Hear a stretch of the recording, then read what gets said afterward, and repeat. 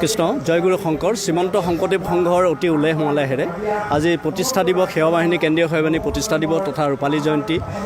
হোজাই জিলা শাখাৰ অন্তৰ্গত লামডিং বিধানসভা সমষ্টি 1 নং কাকিতাজি দুদিনীয়া কাৰ্যসূচী অনুষ্ঠিত হৈছে আৰু চৰকাৰী নীতি নিৰ্দেশনা পালন কৰি সেৱা বাহিনী যি প্ৰতিষ্ঠা দিব অতি ধুমধামেৰে হোজাই জিলা শাখাৰ অন্তৰ্গত এই স্থানবিলাকত অনুষ্ঠিত হৈছে আৰু শ্ৰীমন্ত শংকৰদেৱ সংঘৰ বিভিন্ন প্ৰান্তৰ পৰা অসমৰ বিভিন্ন প্ৰান্তৰ পৰা উত্তৰাঞ্চলৰ বিভিন্ন প্ৰান্তত থকা শ্ৰীমন্ত শংকৰদেৱ সংঘৰ শাখাসমূহৰ পৰা জিলা শাখাসমূহৰ পৰা ইতিমধ্যে সেৱক সেৱিকাসকল যোৱা ৰাতিৰ পৰা আহি আছে আজিও তেখেতসকল আহি উপস্থিত হ'ব মই আশা কৰোঁ যে অনুষ্ঠানটো অতি সফল এটা অনুষ্ঠান হ'ব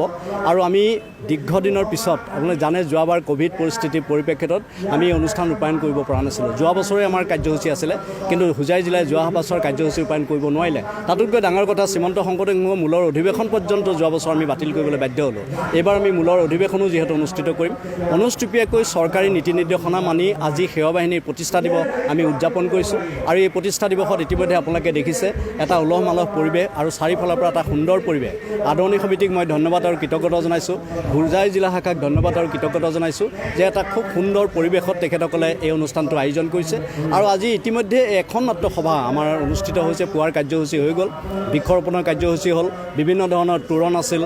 গেটৰ উন্মোচন আছিল সেইসমূহ হৈ গ'ল এতিয়া আমাৰ আলোচনা চক্ৰ চলি আছে আলোচনা চক্ৰৰ পিছত 2 বজাৰ পৰা আজি গুৰুত্বপূৰ্ণ আমাৰ কেন্দ্ৰীয় সেৱা বাহিনীৰ যিসকল প্ৰাক্তন আৰু বৰ্তমানৰ যিসকল বিষয়ববীয়া এইসকলৰ এখন সন্মিলন ইয়াতে 2 বজাৰ পৰা অনুষ্ঠিত হ'ব আৰু শ্ৰীমন্ত শংকৰদেৱ সংঘই কৰি থকা যিটো ৰক্তদান কোষ এই ৰক্তদান কোষত যিসকলে ইতিমধ্যে ৰক্তদান দিলে যোৱা বৰ্ষটো তেখেতসকলক এটা আদৰণি জনাই এটা সন্মিলন ইয়াত অনুষ্ঠিত কৰা হ'ব গতিকে মই ভাবোঁ আজিৰ দিনটোত এইকেইটা গুৰুত্বপূৰ্ণ কাৰ্যসূচী আৰু সন্ধিয়াৰ লগে লগে আমাৰ যিটো সাংস্কৃতিক কাৰ্যসূচী কেৱল 2 ঘণ্টাৰ কাৰণে থাকিব ইয়াতে আমাৰ বিদ্যাসাগৰ জনপ্ৰিয় কণ্ঠশিল্পী বিদ্যাসাগৰ ইয়াত অংশগ্ৰহণ কৰিব আৰু অনুষ্ঠানটো উদ্বোধন কৰাই নহয় কেইবাটাও সুমধুৰ গীতেৰে ৰাইজক আমোদ দিব আৰু ৰাইজক পুলকিত কৰিব গতিকে মই সকলো কাৰ্যসূচী আপোনালোকৰ জৰিয়তে প্ৰচাৰ মাধ্যমৰ জৰিয়তে সকলো কাৰ্যসূচী সফল ৰূপায়ণ কামনা কৰিছোঁ আৰু সকলো ৰাইজৰ স্থানীয় ৰাইজৰ আৰু ৰাজ্যবাসী সকলোৰে মই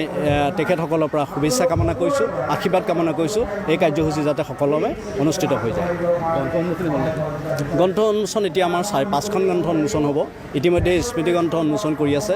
ডক্টৰ হিতেশ ডেকা আমাৰ বিশ্ববিদ্যালয় মহাপুৰুষ শ্ৰীমন্ত শংকৰদেৱ বিশ্ববিদ্যালয়ৰ উপাচাৰ্য ৰবীন্দ্ৰনাথ বিশ্ববিদ্যালয়ৰ উপাচাৰ্য তেখেতে এখন গ্ৰন্থ উন্মোচন কৰিব আমাৰ মুখ্য উপদেষ্টা আছে তেখেতে এখন গ্ৰন্থ উন্মোচন কৰিব মই নিজেও আন এখন গ্ৰন্থ মই অলপ পিছতে মই উন্মোচন কৰিম গতিকে গ্ৰন্থ 5খনকৈ গ্ৰন্থ আমাৰ ইয়াতে উন্মোচন হ'ব